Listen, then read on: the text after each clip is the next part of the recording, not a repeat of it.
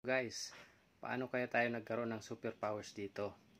So, in this video, turuan ko kayo kung paano. Tara! Ang una nyong gagawin guys, mag-record muna kayo ng background, yung walang tao. Tapos yung ikaw na, kunwari talon lang ng mataas, tapos palingon-lingon, acting, tayo.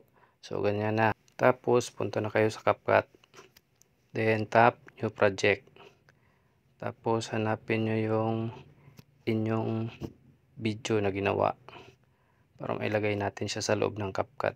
So dito kung mapapansin nyo, yung effects na ginamit ko dito is medyo iba na dun sa original kasi nawala yung effects na ginamit ko dati. So ayan, andyan ka sa CapCut, meron ka ng background, tapos meron kang clip na may action na patingin-tingin kunwari lang. So ayan, so wag mong kalimutan, delete mo na agad yung CapCut para hindi mo kalimutan mamaya. Then, alisin natin yung nag-stretching siya. So, makita mo yung pinakamataas na talon, doon tayo mag-split. Tapos, click natin yan sa gitna para ma-delete. Ayan. So, timing natin, kuha tayo ng konting clip na nasa taas siya hanggang sa bumagsak. Kasi yun ang gagamitin natin mamaya para manggaling siya sa taas, kunwari. Then, i-zoom out natin para makuha natin yung maikling clip na nasa gitna.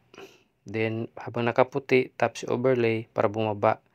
So, pag bumaba na, i-drag sa left. Then, yan ang mangyayari. Tapos, ipantay mo doon sa clip sa taas. So, dahil mas mahaba yung clip sa taas, so, click mo yan siya. Then, i-delete mo yung remaining. So, para konti lang. Yan. So, magkadugtong pa rin sila na video. So, ang gagawin mo sunod, i-click mo yung clip sa baba. Pag pumuti, remove background, tapos auto removal. Ayan. Tapos pag nag-green, check mo na yan. Okay. So, pag ganyan na, pwede mo na siyang magalaw. So, parang naka-freeze na yan siya.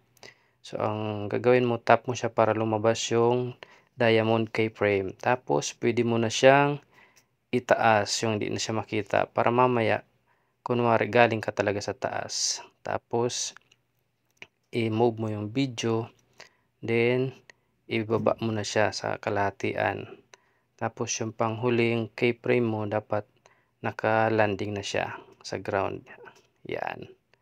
So pwede na yan. So play natin. Yun, di ba? Parang galing talaga sa taas, sa pa. Yan. So ang susunod mo na diyang gagawin, add overlay ka. Hanapin mo yung crack ground. Kailangan maglagay ka ng effects na nag-crack kunwari yung ano mo, yung nilandingan para kunwari malakas ka talaga. Ayan. Tapos piliin mo lang yung part na gusto mong ilagay. Tapos click mo, i-delete yung hindi na kailangan. Then drag mo papuntang left. Oops, sumubra. Bakit kaya? Sige lang. Balik din yan. Ayan, bumalik din. So yan, i-move na natin para hindi na gumalaw. Yan. So linisin mo na yung ano mo, yung green screen mo na crack ground. Yan, ipantay mo lang dapat doon sa paglapag mo na. Yan, ang paglapag mo dapat doon lang mag-crack yung ground. Then hanapin mo si splice. Tapos para mawala, i-darken mo siya. Yan.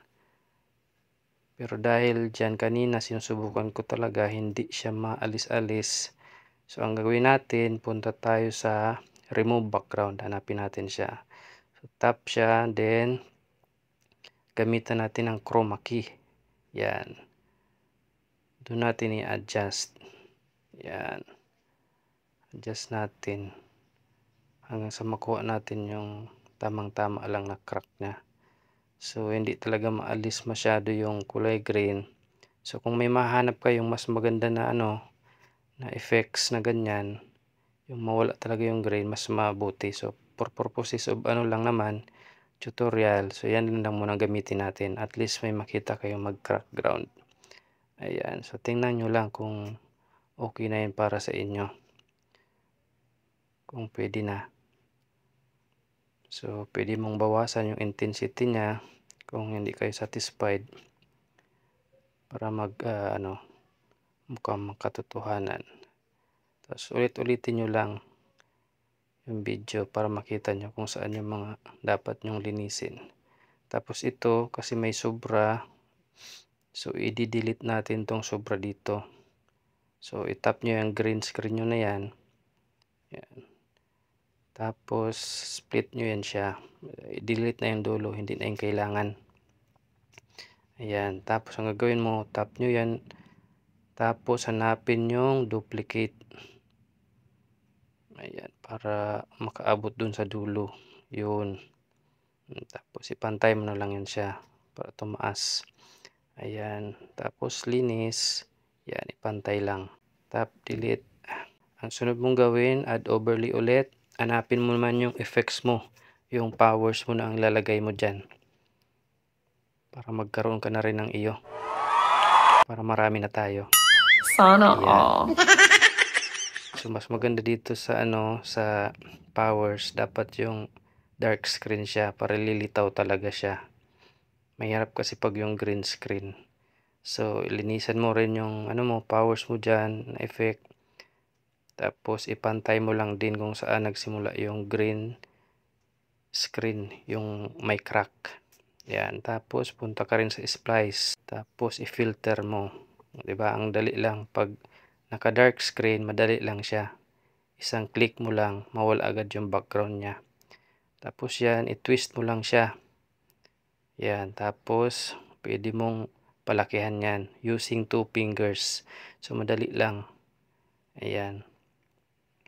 I-align mo sa katawan mo para kunwari lumabas sa katawan mo yan nung paglapag mo.